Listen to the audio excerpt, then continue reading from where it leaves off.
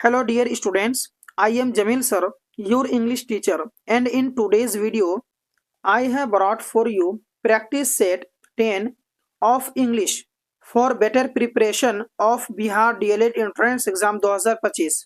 मुझे उम्मीद है कि आप लोग 20 क्वेश्चन मुकम्मल होने तक पूरे जोश के साथ में, पूरे होश के साथ में आप मेरे साथ बने रहेंगे। तो चलिए इस प्रैक्टिस सेट नंबर 10 का क्वेश्चन नंबर 1 को देखते हैं। इस क्वेश्चन में कह रहा है कि जो डायरेक्ट स्पीच से आपको इनडायरेक्ट स्पीच में आपको बदलना है, यानी ये जो आपके सेंटेंस दिए गए हैं इसको आपको क्या करना है, डायरेक्ट स्पीच से आपको इनडायरेक्ट स्पीच में बदलना है। तो यहाँ देखिए, यहाँ कह रहा है कि I need help in the garden work this week. Ravi said, Ravi told that dot dot help in garden work. तो यहाँ पर क्या होगा, खाली स्थान में आपको बतानी है। तो दोस्तों मैं आपको बताना चाहूंगा कि ये जो सवाल है ये आपके नरेशन का सवाल है। तो यहाँ पर आप देख सकते हैं कि यहाँ पर जो दिस है वो बदलेगा दैट में, ठीक है। दिस बदल जाएगा किस में, दैट में, और नीड बदलेगा नीडेड में, ठीक है। तो यहाँ पर आप देख सकते हैं कि इसका जो ऑप्शन नंबर डी है वो बिल्कुल सही हो जाएगा। तो जैसे कि मैंने कहा है कि नीड बदलेगा किस में, नीडेड में, और विक बदलेगा दिस जो है, दिस बदलेगा दैट में। तो यहाँ पर आप देख सकते हैं कि यहाँ पर जो है दैट में बदल गया, ठीक है। तो इसका ऑप्शन नंबर आपका डी बिल्कुल राइट होगा। अब आइए अगला क्वेश्चन जो है, अगला क्वेश्चन की ओर हम लोग बढ़ते हैं। अगला क्वेश्चन है कि fill up the blanks with the correct option. सही ऑप्शन के साथ में आपको खाली स्थान भरना है। तो यहाँ पर क्या आ जाएगा, every student dot dot India's future. तो मैंने आपको बताया है दोस्तों कि एवरी के बाद में और इच के बाद में, यानी EACH इच, और ये जो एवरी है इसके बाद में हमेशा सिंगुलर वर्ब आता है। तो यहाँ पर देख सकते हैं आप कि यहाँ पर जो है ना इज भी सिंगुलर है, उसके बाद में वाज भी सिंगुलर है, लेकिन हैव और आर ये दोनों प्लूरल है।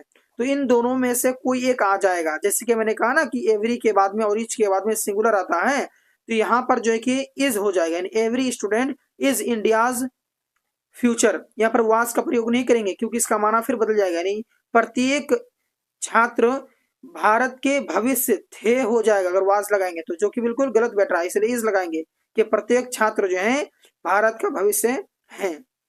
अगला क्वेश्चन करने से पहले मैं आपसे अनुरोध करूंगा कि आप लोग इस चैनल को सब्सक्राइब कर लें, क्योंकि बिहार डीएलएड एंट्रेंस एग्जाम 2025 की तैयारी के लिए डेली शाम को 8 बजे आपकी क्लास चलती है। तो सब्सक्राइब करने से बड़ा फायदा यह होगा कि आप प्रत्येक दिन जो है क्लास अटेंड कर पाएंगे, क्योंकि सब्सक्राइब करेंगे तो नोटिफिकेशन आप तक जाएगा, क्लास सही समय पे आपकी चलेगी। तो यहाँ पर क्या करना है, choose the suitable combination of sentence, है ना। तो यानी कि ये जो सेंटेंस अलग अलग दो जुमला दिया गया है, इन दो जुमला को क्या करना है, जोड़ना है। कॉम्बिनेशन का मतलब होता है दोनों को जोड़ करके एक बनाना है। तो जैसे कि द एक्यूज्ड वाज गिल्टी, और यहाँ है ही एडमिटेड दिस इन कोर्ट। तो ये अलग अलग हो गया ना, तो इन दोनों को आपको क्या करना है, एक बनाना है। तो दोस्तों इसका जो सही आंसर होगा वो ऑप्शन नंबर बी बिल्कुल राइट हो जाएगा, यानी the accused admit in court that he was guilty.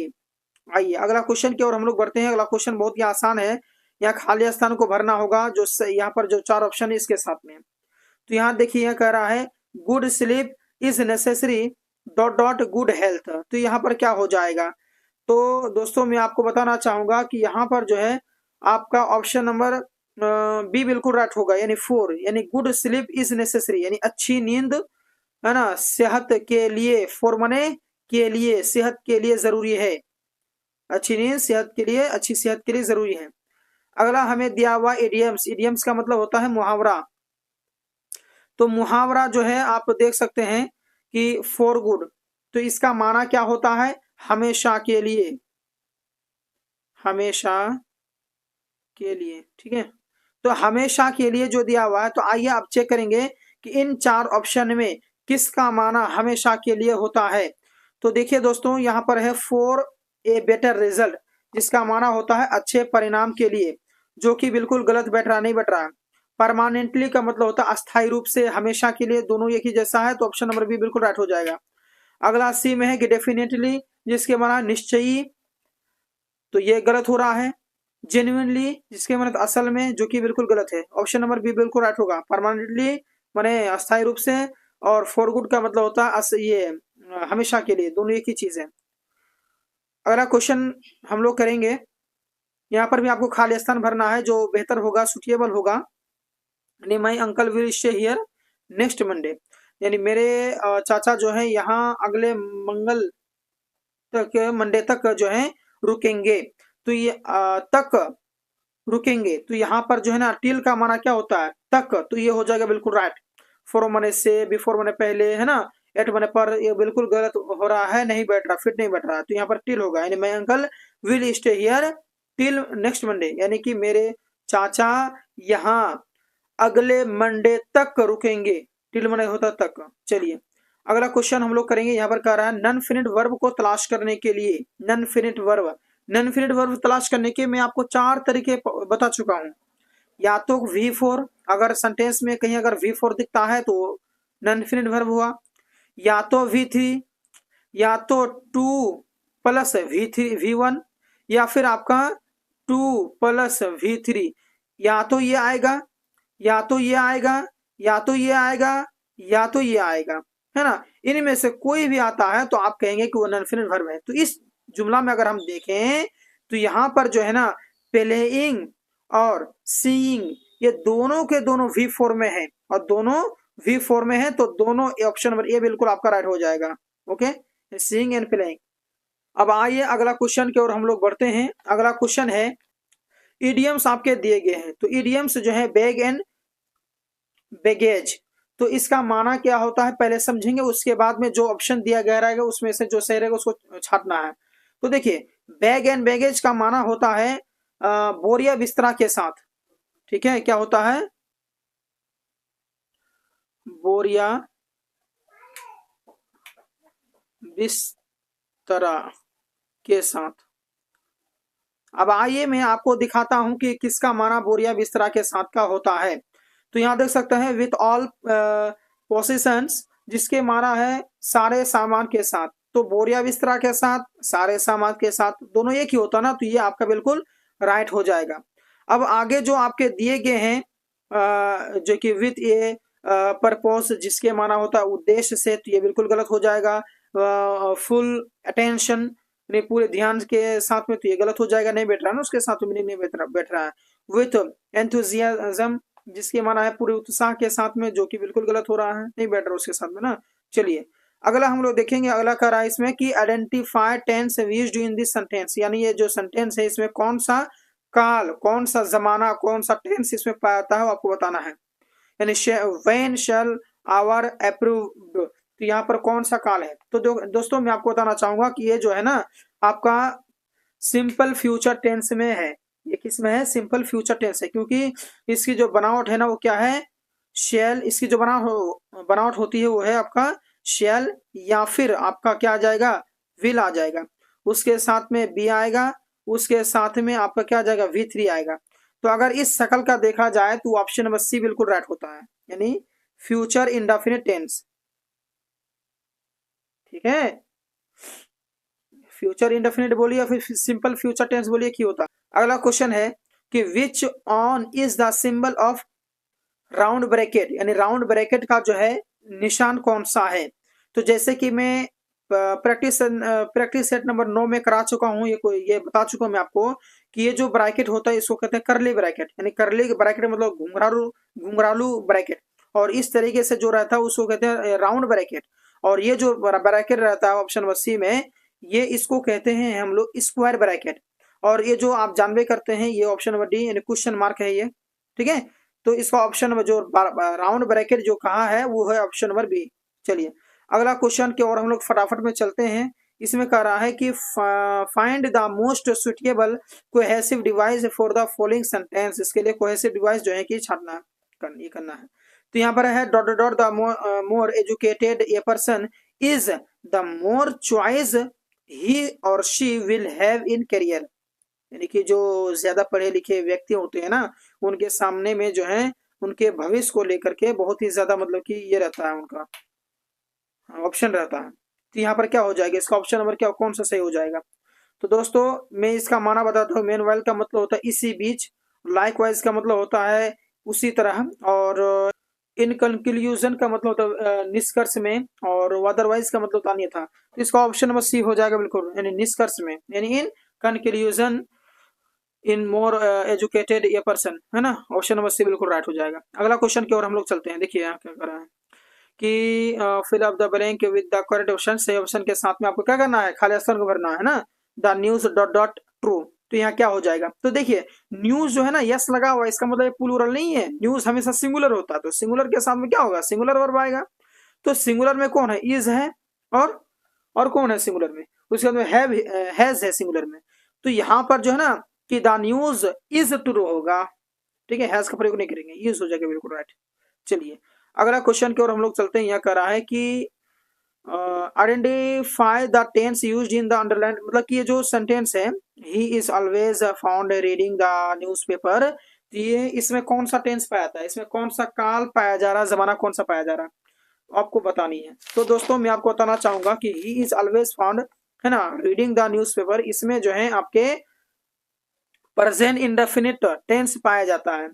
तो आइए अगला क्वेश्चन की ओर हम लोग बढ़ते हैं। अगला क्वेश्चन है कि रितेश सेड, मतलब कि डायरेक्ट स्पीच से आपको इसको इनडायरेक्ट स्पीच में बदलना है, यानी Ritesh said I will manage here after, Ritesh said that dot dot manage dot dot.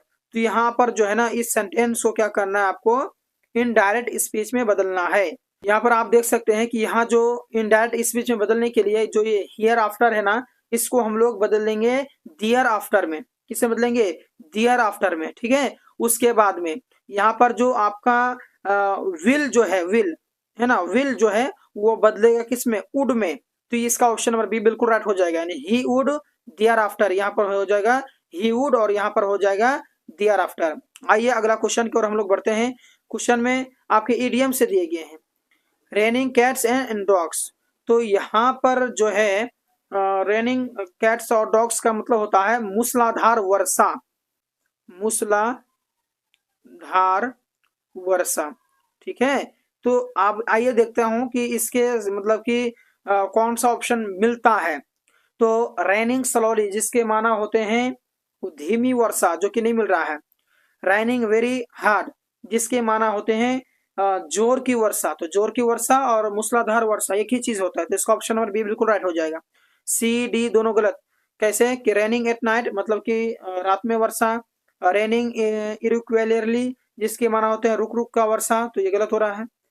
अगला क्वेश्चन है यहाँ पर कर रहा है कि fill up the blank with the correct option. सही ऑप्शन के साथ में खाली स्थान को भरना। जैसे she gave him her answer, उसने उन्हें उनका मतलब अपना ये जो है जवाब दिया, तो यहाँ पर कौन सा चिन्ह आ जाएगा, और यहाँ पर नो नहीं, तो यहाँ पर कौन सा चिन्ह आ जाएगा। तो दोस्तों ये जो मैं आपको ऑप्शन बताया हूँ इनमें से कोई भी ऑप्शन आपका सही नहीं दिया हूं, मैं गलत ऑप्शन दिया हूं।